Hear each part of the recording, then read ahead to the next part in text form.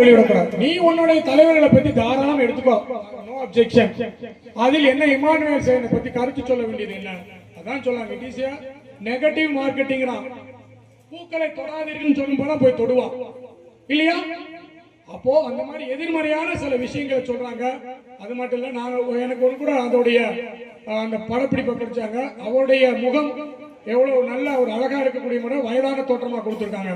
அதனால அந்த படத்தை இமானுவேல் சேகரனுக்கு எதிராக இருந்தால் அது ஒட்டுமொத்த தேவேந்தருக்கு எதிராக இருப்பதாக நான் உணர்கிறேன். இமானுவேல் சேகரன் தனி மனிதர்ல, அந்த ஒட்டுமொத்த சமூகத்துடைய ஒரு முதல் கள போராளி, சுதந்திர போராட்ட வீரர் என்பதை நான் பதிவு செய்கிறேன். அவர் ஒரு தேசிய தலைவர், எங்க சமூகத்திற்கான தேசிய தலைவர். நான் கடைசியாக அவருக்கு அவருடைய வாழ்க்கை குறிப்பை மட்டும் நான் கூறிக்கொள்ள ஆசைப்படுகிறேன். இமானுவேல் சேகரன் அவருடைய பிறந்த ஊரு அப்படி பாத்தீங்கன்னா செல்லூர். அவங்க மனைவி பிறந்த ஊர் வந்து எப்படி கேட்ட இதம்பாடு. நான் கொஞ்சம் அது மட்டும் கொஞ்சம் கவனிங்க, பாதி பேருக்கு வரலாறு தெரியாதனால சொல்றேன். இமானுவேல் சேகருடைய அவர் பிறந்த ஊரு செல்லூர். ஆனா இமானுவேல் சேகருடைய அம்மா பிறந்த ஊரு வீரம்பர். அவருடைய அம்மா பிறந்த ஊரு வீரம்பர், ஞான சௌந்தர்யம் அவங்க அம்மா பேர். சரிங்களா? அவங்க அப்பா தான் செல்லூர். அவங்க அப்பா தான் செல்லூர். இமானுவேல் சேகருடைய மனைவியுடைய அம்மா பிறந்ததும் வீரம்பர். அவங்களுக்கு தெரியும், எத்தனை பேருக்கு வீரம்பர் தெரியும் தெரியல.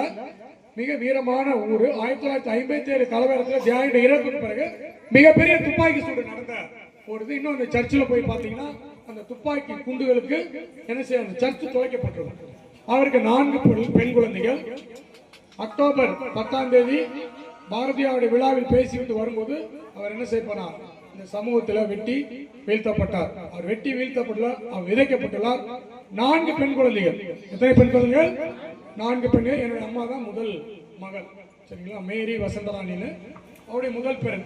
அவருக்கு பிறகு 4 பெண் குழந்தைகள். நான் தான் முதல் ஆண் வாரிசாக இருப்பதில் நான் பெருமை கொள்கிறேன்.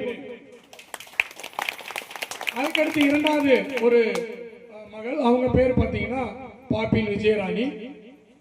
அதுக்கடுத்து 3வது சுந்தரி பிரபாராணின்னு சொல்லிட்டு அவங்க இப்ப பரமக்குடியில இருக்காங்க. அவங்களோட பையன் தான் சக்கரவர்த்தியில நம்ம பண்பாட்டு கழகத்துடைய தலைவராக நீங்க கூட பார்த்திருப்பீங்க. சக்கரவர்த்தின்னு சொல்லிட்டு பண்பாட்டு கழகத்துடைய இப்ப தலைவராக இருக்காங்க. கடைசியா ஜான்சி ராணி. இவங்க அதான் அவங்களுக்கு குழந்தை, அவருடைய பிள்ளைகள். இந்த 4 பிள்ளைகளை 2 பிள்ளைகள் வந்து ஒரு பிள்ளைய வந்து தன்னுடைய தாய்மாமா மகனை கட்டிட்டாரு. இன்னொருத்தர் என்ன பண்ணாங்க, நம்ம சமூகத்தை அதான் ரொம்ப ரொம்ப முக்கியம். இமானுவேல் சேகரன் இருந்தாலும் அந்த தாய் அவங்க அம்மா 4 பிள்ளைகளையும் ஒழுக்கத்துடன் வளர்த்தார்கள். ஒழுக்கத்துடன் வளர்த்தார்கள், நல்ல கல்வி கற்றார்கள். அதில் 2 பேர் மலேசியால இருக்கிறாங்க. எங்க அம்மா இறந்துட்டாங்க, எங்க அம்மா தான் மூத்தவங்க. இன்னொரு எங்க அம்மாவுடைய தங்கச்சி அவங்க பரமக்குடியில இருக்கிறாங்க. இதுதான் இமானுவேல் சேகரனுடைய அந்த குடும்பத்தில் அவருடைய பிள்ளைகள். அவருக்கு எந்த ஆண் குழந்தைகளும் கிடையாது. ஆகையால் இந்த தருணத்துல நான் இந்த கரம்பை இந்த ஊர்ல தியாகியினுடைய பிறப்பை பற்றி கூறி உங்கள்கிட்ட பகிர்ந்து கொள்வது